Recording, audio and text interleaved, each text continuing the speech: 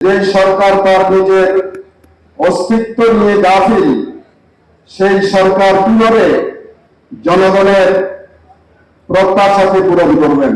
কারো চাপে পড়ে হোক তারা তাদের মূল জায়গা থেকে সরে পড়ছেন, সেই আশঙ্কাই দিন দিন প্রতীয়মান হচ্ছে।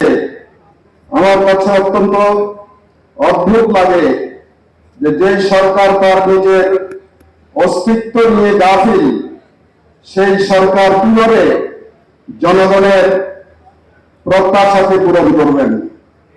আপনাদের যদি আইনি ভিত্তি না হয়, আইনি ভিত্তি আপনারা দিতে না পারেন, তাহলে আপনারা নিজেরাই অবৈধ হয়ে পড়বেন।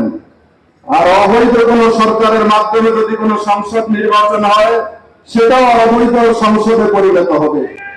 এই সাধারণ বিষয়টি আপনাদের কেন বুঝে আসছে না? তার কারণে আপনারা ভয় করছেন। কেন আপনারা এ ব্যাপারে সোচ্চার নন? 5ই আগস্টের বক্তব্যের পরে, জুলাই ঘোষণার পরে আপনারা অনেকটা নীরব কেন হয়ে গিয়েছিলেন? কারণ আপনাদের পেছনে দলকারী নাচছে, এগুলো এদেশের জনগণ জানতে চায়, দেখতে চায়। কারণ তারা রক্ত দিয়ে, জীবন দিয়ে, শহীদ হয়ে 5ই আগস্টের অভ্যুত্থানকে সফল করেছিল। এই অভ্যুত্থানকে নিয়ে কাউকে আমরা চিরদিনই খেলতে দেব না, ইনশাআল্লাহ। আজকে একটি দলের একজন গুরুত্বপূর্ণ নেতা কয়েকদিন আগে বক্তৃতা দিয়েছিলেন যে পাল্লা মার্কায় ভোট দিয়ে কোনো ভোটার ভোট কেন্দ্র থেকে বের হয়ে আসতে পারবে না। আপনাদের কাছে এটা কেমন মনে হয়েছে? এটা কি হাসিনার আমলের স্বৈরাচার নয়? স্বৈরাচারী মানসিকতা নয়? এটা কি ভোট দখলের রাজনীতির মহল নয়?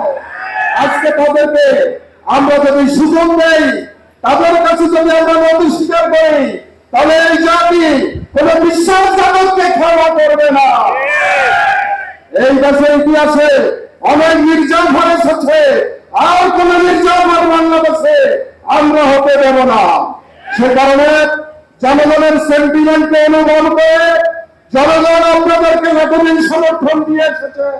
এই সমর্থন অব্যাহত থাকবে যদি আপনারা সঠিকভাবে দেশ পরিচালনার জন্য প্রশংসনীয় উদ্যোগ নিতে পারেন, সব ধরনের ষড়যন্ত্র মোকাবিলা করে সাহসী ভূমিকা নিয়ে এগিয়ে যেতে পারেন, তাহলে আপনারাও বাঁচবেন, বাংলাদেশও বাঁচবে, এদেশের জনগণও রক্ষা পাবে।